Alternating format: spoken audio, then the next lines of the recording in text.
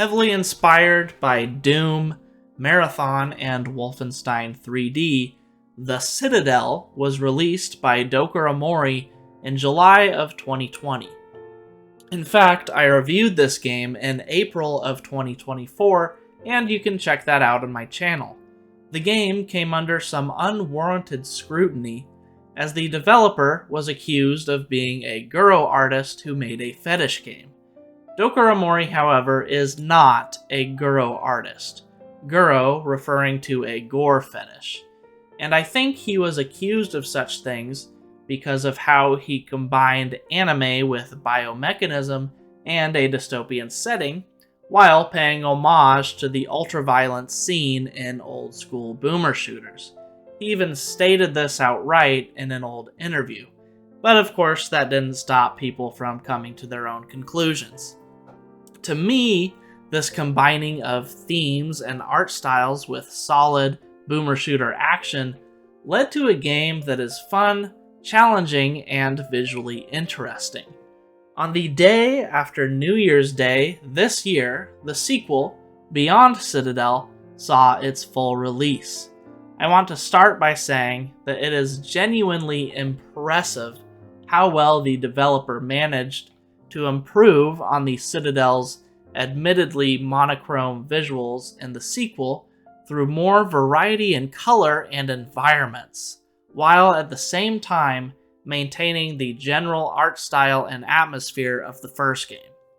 Beyond Citadel is a very unique shooter, and it adds some aspects to its gameplay that make it stand out, not just from the first game, but from many other games of its kind. For instance, much like in The Citadel, Beyond Citadel is a mix of a boomer shooter with a tactical shooter, and this was achieved in the original mostly through the ability to lean left and right and the existence of bullet drop. These aspects of the gameplay do remain in Beyond Citadel. However, the tactical aspect to the gameplay has been enhanced and made even more realistic through the way that weapons function. What is at the center of this are the various reloading mechanics. You see, most guns require that the magazine be manually removed before it can be restocked with ammunition. Fortunately, our returning heroine from the original game, the Martyr, wears a backpack that automatically loads ammunition into said magazines. Literal backpack reloading. Once this is done, the magazine can be inserted into the weapon, and many of the guns require that they be cocked or pumped before they can be fired again. You also have the option to drop magazines and do a fast reload if you have a spare. But dropping a magazine to the ground could potentially damage it.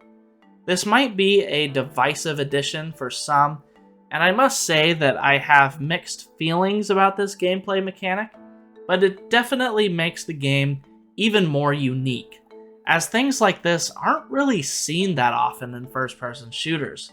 It's pretty cool that if you unload bullets from the magazine to fix a jam, for instance, yes, your guns can jam now as well, you can pick up each bullet individually and get them back into your ammo pool. Also, if you don't want to deal with any of these gunplay mechanics, you can simply turn off this reloading system in the options menu, making it play like more of a standard boomer shooter. Also, much like in the first game, health needs to be replenished with blood bags, hunger with food, and stamina with O2 canisters, with health and hunger being tied together, as your health cannot be regained past your hunger level. So it's important to be using both your food and blood bags to essentially replenish all of your health. But how are the guns? What are the guns in this game? Well, there are many that return from the first game, some of which having to be purchased from vendors, such as the Meta Magnum, which still has the grenade launcher alt-fire, the automatic shotgun, known as the Shock Hammer,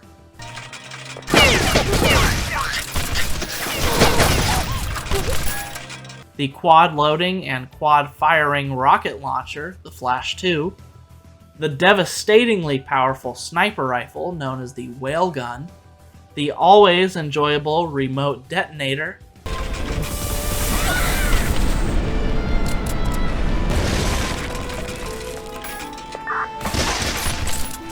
the high damage and high fire rate SMG,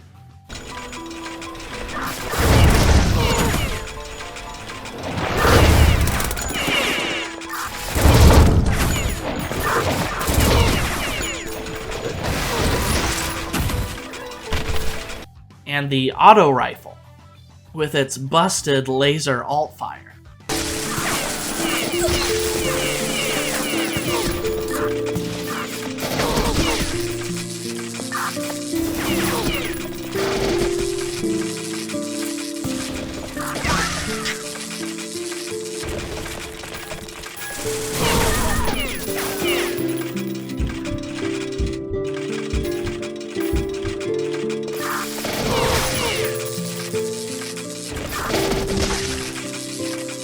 In addition to this, there are some new weapons, such as the Auto Mag, which at least visually reminds me a lot of the pistol from Marathon, the Bullpup Storm Rifle, and a few others.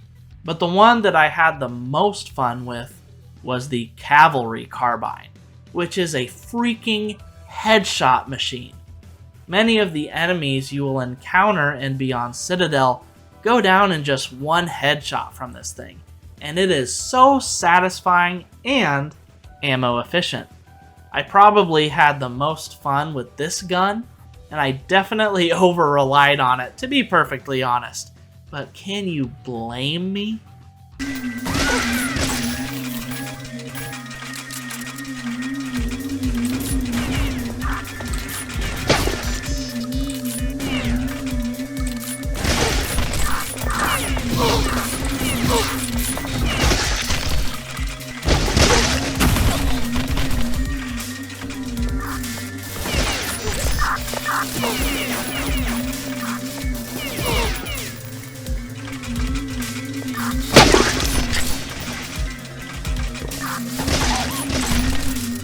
Also, much like in the first game, firing all of these weapons feels great, especially with the violent visual and auditory feedback doing much of the heavy lifting.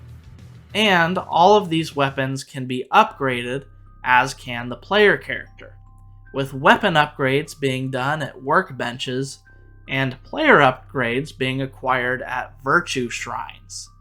Something else that needs to be done at workbenches is weapon maintenance, as weapons now degrade over time, and if they are not maintained enough, they are more prone to jamming and breaking entirely, even.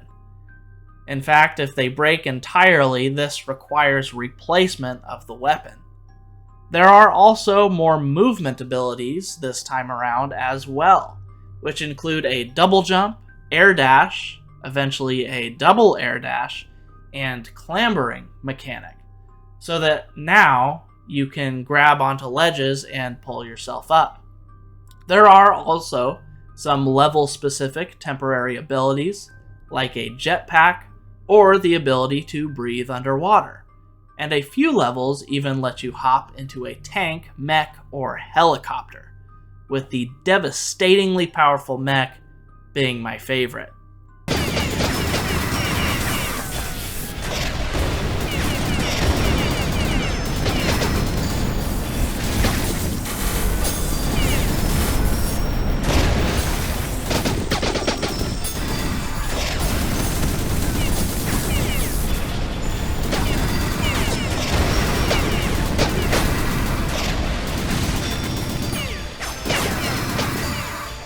Also, while the first game punished you with death and a level restart if you fell into a bottomless abyss, you now take no damage and are simply placed near where you fell, which is certainly a preferable way of handling this, in my opinion. Enemies consist of some returning foes from the first game, including plenty of armor-clad soldiers, cybernetic creations, tanks, mechs, and some things that I hardly even know how to describe. Their designs are definitely very unique and interesting. The main takeaway here is that the enemy variety is wide, and all incoming attacks are projectile-based, much like the attacks that you yourself dish out, which means that bullets, or any kind of projectile, can be dodged. As mentioned before, there is also more environmental variety. The first game, which only took place inside the Citadel, certainly had a cold and oppressive art style that was meant to heighten the dystopian atmosphere, but the levels did have a samey look to them. This has been changed.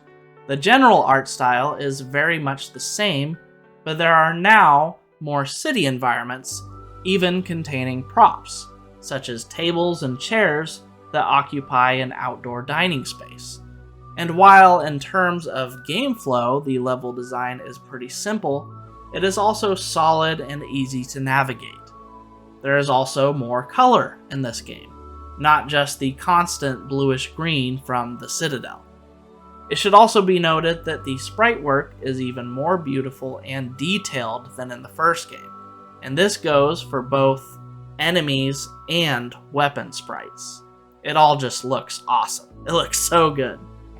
As for the story, the first game involved fighting 7 angels in 7 different zones, whereas in Beyond Citadel, you need to defeat 7 demons in 7 different zones in order to acquire 7 different artifacts that are necessary to bring together in order to stop another apocalypse, as these were the same demons that brought about the first apocalypse that basically set up this whole world as it now is. Each demon acts as a boss fight at the end of each zone, and these boss fights, while not being too challenging, are interesting in that they give you a crazy powerful angelic weapon, known in-game as the Angelic Iron, that can only be used during the fight. It's a unique way to give the player a power fantasy during moments when most games might be trying to punish the player, and I appreciate Dokura Mori for doing something different here.